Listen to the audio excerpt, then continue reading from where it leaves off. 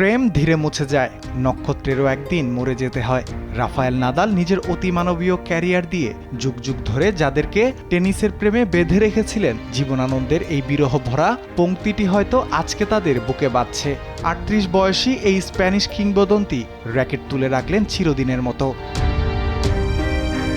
বর্ণিল ক্যারিয়ারের শেষটা রাঙানো হলো না নাদালের, শেষটায় লেখা থাকলো পরাজয়। ডেভিস কাপে র্যাঙ্কিংয়ে ৮০ নম্বরে থাকা ডাচ খেলোয়াড় বল্টিক ফন জ্যান্সচুপের কাছে হেরেছেন ৬-৪, ৬-৪ গেমে।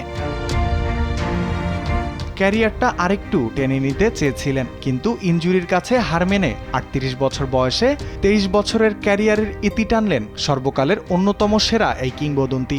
তাই বলে আক্ষেপ থাকার কথা নয় নাদাল ভক্তদের, এমনকি নাদালেরও। বর্ণিল ক্যারিয়ারে অর্জন করেছেন সবকিছু।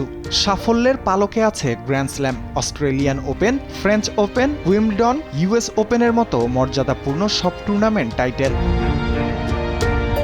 পুরুষ এককে নাদাল শিরোপার বিচারে সর্বকালের দ্বিতীয় সেরা পুরুষ টেনিস খেলোয়াড়। এর চেয়ে বেশি শিরোপা জিতেছেন কেবল নোভাক জকোভিচ। এককে ফ্রান্স ওপেনে ১৪ বার শিরোপা জিতেছেন তিনি। এছাড়া ৪টি ইউএস ওপেন এবং ২টি করে অস্ট্রেলিয়ান ওপেন ও উইম্বলডন জিতেছেন এই তারকা। বিদায় বেলায় সমর্থকদের উদ্দেশ্যে অশ্রু ভেজা চোখে বলেছেন, আমি মনে শান্তি নিয়েই যাচ্ছি। আমি জানি যে ভালোবাসা আমি পেয়েছি সেটা যদি শুধু কোর্টে যা করেছি তার জন্য হতো, তবে সেটা একই হতো না। বিদায় রাফা, নিশ্চয়ই লাখো টেনিস ভক্তদের হৃদয়ে অম্লান থাকবেন যুগ যুগ। রাফিউল ইসলাম রাতুল, স্পোর্টস ডেস্ক, দেশ টিভি।